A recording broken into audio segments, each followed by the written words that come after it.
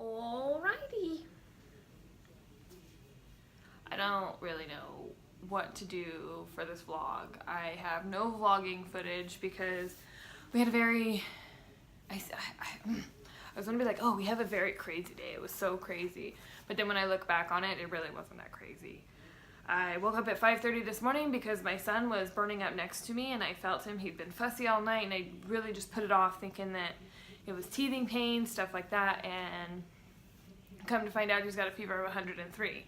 So Andrew and I got up this morning and decided that we were going to take him to Dr. Wise. It was between taking him into the emergency room, calling my pediatrician and getting him put on antibiotics, or taking him to Dr. Wise, the wellness doctor, to see if he could do a treatment on him and if it was as serious as I felt that it was.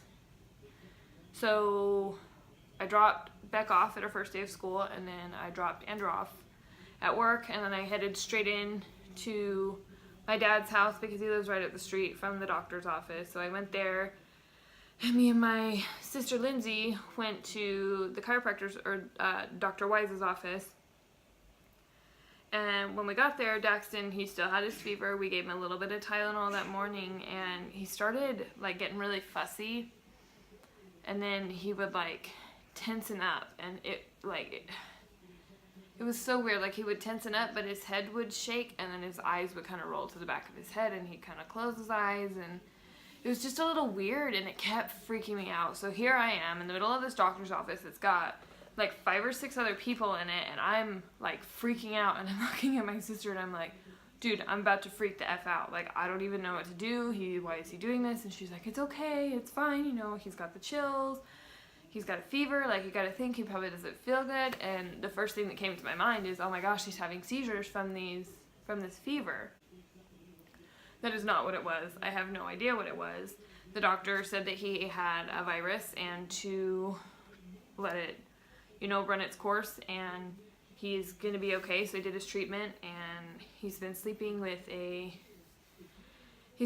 all day. It's worn him out, it's worn me out, and it was just something that at the time I didn't know that I wanted to include in my vlog, so I just didn't film today. I've been very on edge. I battle with anxiety, and so I've been trying to keep that under control today while trying to keep a clear mind as to, because in my mind, like, I should have just taken him to the hospital, and because I overreact over everything.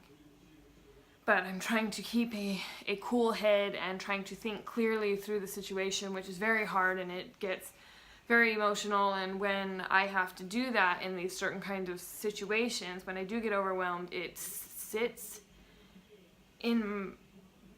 feels like it just sits like right here, and I have the butterflies, and I'm not sure, you know, what to do, and I feel like I want to cry all the time. Like, I'm on the verge to tears right now, and I don't even know why. Like, everything's over.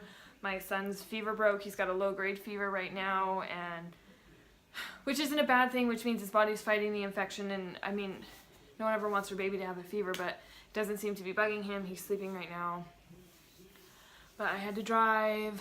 You know, it was raining. I'm not a bad driver. I'm just a very cautious driver, and so I was a little nervous driving home. Plus, I'm trying to, you know, keep a calm head and, you know, make everything look like it's perfectly fine on the outside when it's not. And like I said, that gives me the butterflies. It makes me anxious. It makes me dizzy. I feel like it's almost like if you have like really high blood pressure, like after you eat a big old fatty greasy sandwich from McDonald's and you just feel like crap afterwards. That's how I felt all day long, and I literally had an egg sandwich, a smoothie, and then we had Chinese food for dinner, and this day has taken so much out of me, so much, and it's not something that should take that much energy. It's not something that should take that much thought. We've decided to take him to the doctor and everything's fine. He's going to be okay.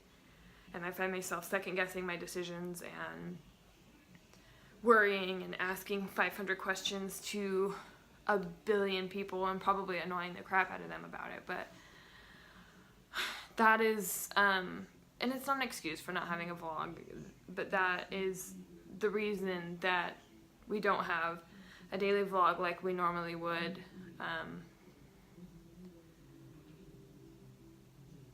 It's just been a very emotionally draining day. I'm sure that you guys will hear me say that a lot on this channel and a lot in our vlogs and a lot in our videos when I get, because that's what it does. It drains me emotionally, and I can't,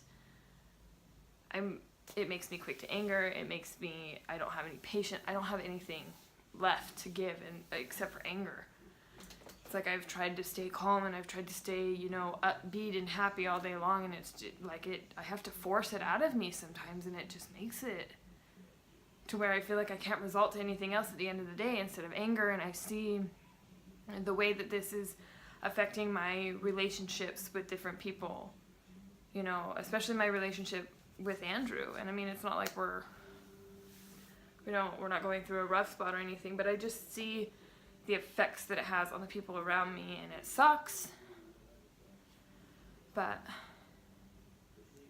I don't know where I'm going with this. But that's what happened with Dax today, and that's why we don't have a vlog. And I do these vlogs to make myself feel better. It's almost like an outlet for me, and I have noticed since I have been doing them, I haven't been as anxious, I haven't been on edge, I haven't been as quick to anger. So it really helps me, and today I got overwhelmed. It's almost like I just don't want people to see that side of me.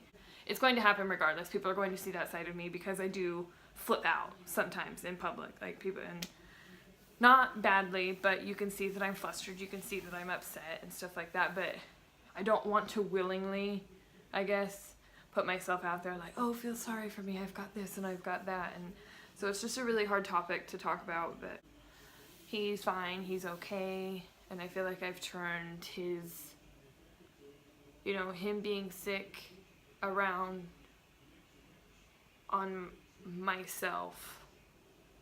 You know, like, oh, don't pay attention to my sick baby, pay attention to me and my anxiety, and that's what this feels like, and it doesn't, I thought that this was maybe going to make me feel better, and I'm just starting to realize that maybe I'm just being selfish about it. But